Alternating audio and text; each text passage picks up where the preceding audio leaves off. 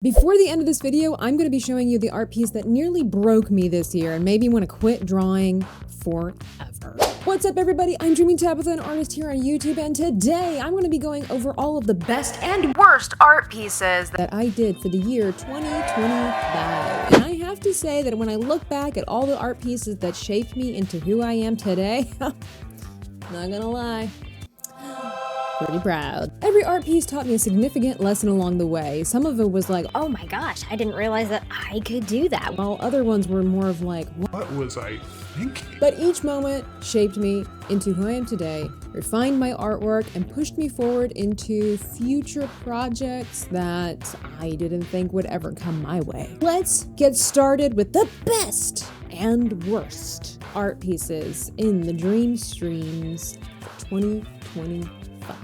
So when it comes to ranking my pictures from best to worst, which ones are my favorite, it can be a little bit difficult because I'm looking at them from different point of views. Maybe one is better at color than the other one, maybe one tells a better story than the other one, maybe I captured the likeness of one of my friends better than another one. But this is the best way that I can simplify what my favorite ones are. And the first one that's going to be coming up, though a little bit disturbing, is gotta be my friend Moss being tied to a post in someone's dungeon being force-fed mayonnaise. While this is kind of an inside joke, and it's very hilarious and a little bit disturbing in the best kind of way, I have to say that I'm really proud of the color work on this, and I'm trying to get better with backgrounds and shading and all of that, and I gotta say that giant gloop of mayo, top tier. Tell me that doesn't look a little bit inviting and a little bit scrumptious. Number 4 has got to be my favorite comic that I have done so far, which is my friend Joe and I playing Split Fiction and having a great time trying not to die by the possible impending exploding sun. Learned a lot about comic book art as far as paneling goes, how to tell a story really quickly. We basically played for 7 minutes, and the story that displays on this picture was actually several minutes of game time condensed into one picture, or at least one page.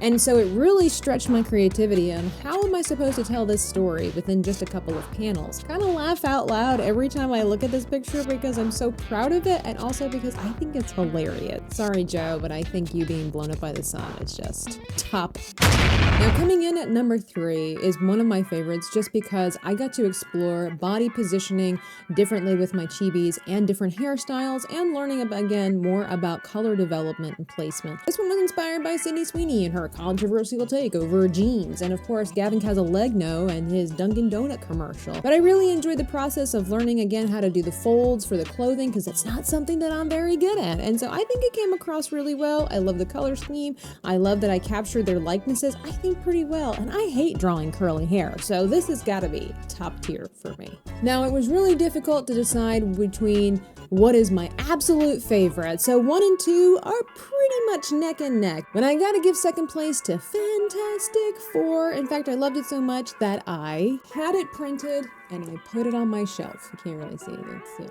I had it printed out and I put it on my shelf because I love it that much. Look at these colors, look at these characters. It's phenomenal. No, dare I say, it's fantastic. I love this one also because the learning about coloring and values and whatnot, but composition played a huge key in this. This was also me learning about how to do more backgrounds, and it also was helping with the foreshortening and disproportion of the bodies and how to make things look like they're further away and how to make them look like they're really close up. And I'm not gonna lie, Reed Richards is kind of cute in this one. But I have to say the art piece that I think goes way above and beyond, excelled more than what I thought I could do, and showcases a lot of what I have learned in 2025 has got to be my little poster design of the Geeks and Gamers crew playing art graders, fighting over a jar of olives. In the game, apparently, olives are important. I don't know. So I thought it would be really funny to showcase them fighting over a jar of olives. Again, this is showing me coloring, backgrounds. It's showing me how to do highlights in different ways. It's also showing me how I've learned to develop bodies and disproportions and how to position things strangely to make it effective. Not everything when you're doing chibis and posters like this translates well when you make it too realistic, but you gotta find that balance. You gotta find that balance between realism and cartoon, bring them together, and what do you get? Grown men fighting over olive. So those are my top 5 pieces that I did this year. If you've been following me along for a while, let me know what your favorite art piece that I've created in 2025 is.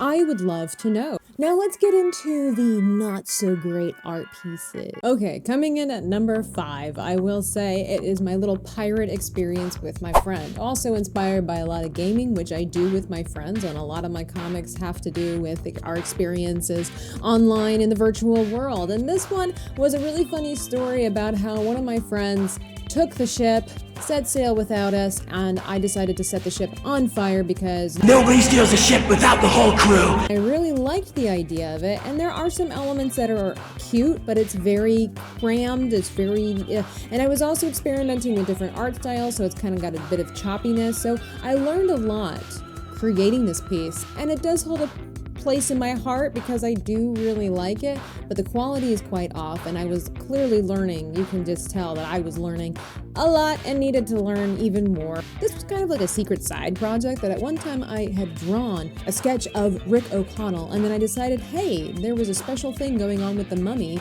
and I think I should do a chibi version of it. And it's not terrible, it's not awful. I think you can kind of tell who it is, but I can tell that I got a little lazy and a little lackadaisical, and there's not much passion behind this particular project. I don't think that this is a display of what I could properly do, and it's clearly evident I just did not take the time to care.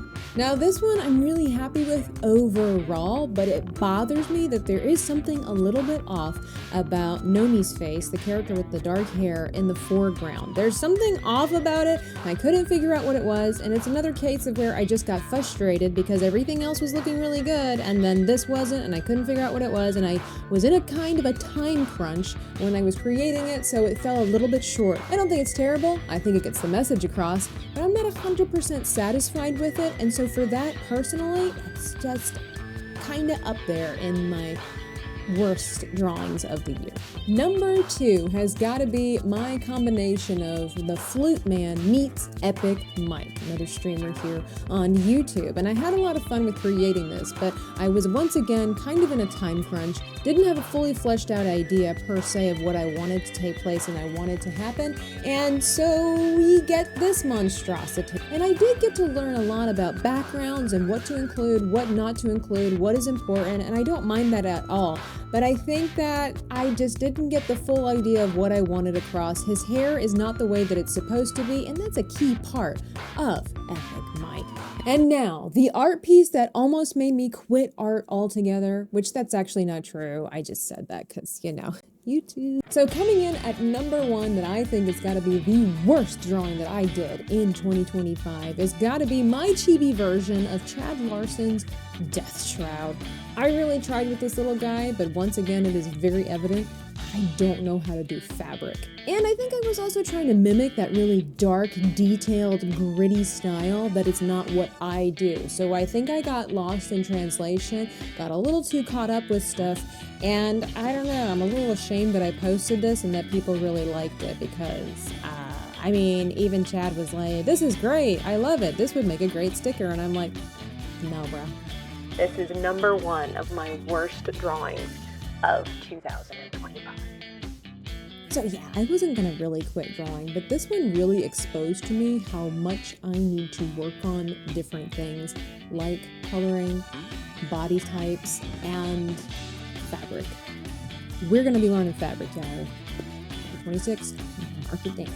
So thank you to everybody who watched, liked, commented, and shared my work. And a special thank you to all of the members who were supporting this channel and believing in what I do. As you all know, we have some really special projects in the work, and they can't happen without you. So here's to more learning, here's to more artwork, here's to more dreaming in the year ahead like a fool. Because of course, around here, you can live like a fool, you can laugh like a fool, just as long as you don't.